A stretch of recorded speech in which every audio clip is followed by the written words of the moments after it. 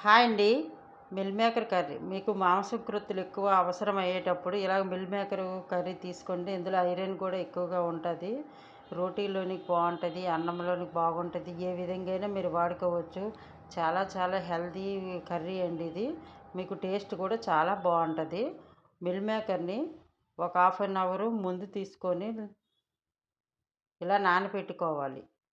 నానబెట్టుకుని దాన్ని 3-4 సార్లు నీట్గా క్లీన్ చేసుకోవాలి. ఇలా క్లీన్ చేసుకున్న వాటిని చిన్న చిన్న ముక్కలు ఇలా కట్ చేసుకోవాలి. మీకు ఇలా కట్ చేసుకుంటే మీ కర్రీలో చాలా చాలా టేస్ట్గా ఉంటుంది, సూపర్గా ఉంటుంది. అందుకని ఇప్పుడు ఒక కప్పు కొబ్బరికూరు, 3 పచ్చిమిరపకాయలు, చిన్న అల్లం ముక్క, వెల్లుల్లి రెమ్మల్ని ఈ రెండు కలిపి మిక్సీలో పేస్ట్ చేసి ఒక పక్కన పెట్టుకోండి. ఇప్పుడు ఒక కప్పు ఆనియన్ కట్ చేసుకొని ఉంచుకోవాలి.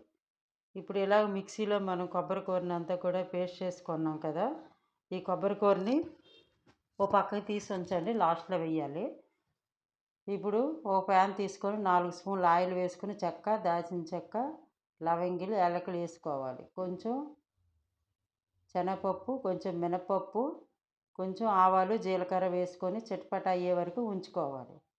ఇప్పుడు కొంచెం కరివేపాకు కూడా వేసుకొని ఇది కూడా చిటపట అయ్యేంత వరకు ఉంచుకోవాలి.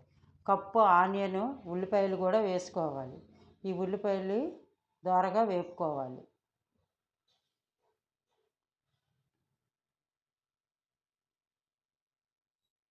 ఇవి ఒక 10 నిమిషాలు ఇలాగా వేపుకోవాలి. ఇప్పుడు వేగిపోయిన దీంట్లో ఈ మిల్ మేకర్ని వేసుకోవాలి. మిల్ మేకర్ ఎంత బాగా నీట్గా వేగిపోతే మీకు అంత టేస్ట్ ఉంటుందండి కూర. చికెన్ లాగే ఉంటుంది సేమ్, అంతకంటే చాలా చాలా టేస్ట్గా ఉంటుంది. మీకు మిల్ మేకర్ని ఎంత నీట్గా వేపుకోవాలి. మూత పెడితే మీకు కొంచెం బాగా వేగుతుంది. అందులో పచ్చివాసన పోయినంత వరకు కూడా వేపుకోవాలి.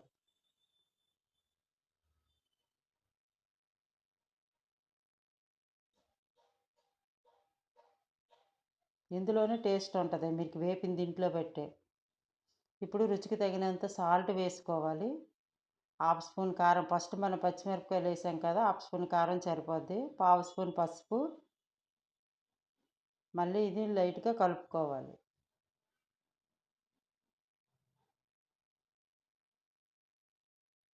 ఇందులోనే గ్లాస్ వాటర్ కూడా వేసుకోవాలి.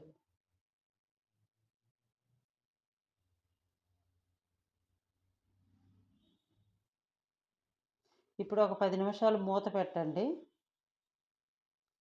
మూత పెట్టి నీళ్ళు కొంచెం ఇంకిన తర్వాత ఫస్ట్ మనం కొబ్బరికూర ఉంచాం కదా, అది వేసుకొని ధనియాల పొడి, జీలకర్ర పొడి కూడా వేసుకొని మళ్ళీ 2 నిమిషాలు ఇలా కలుపుకొని మూత పెట్టేసుకోవాలి.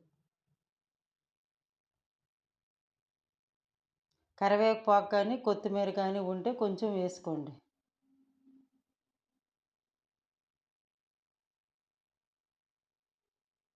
అంతేనండి, చాలా చాలా బాగుంటుంది.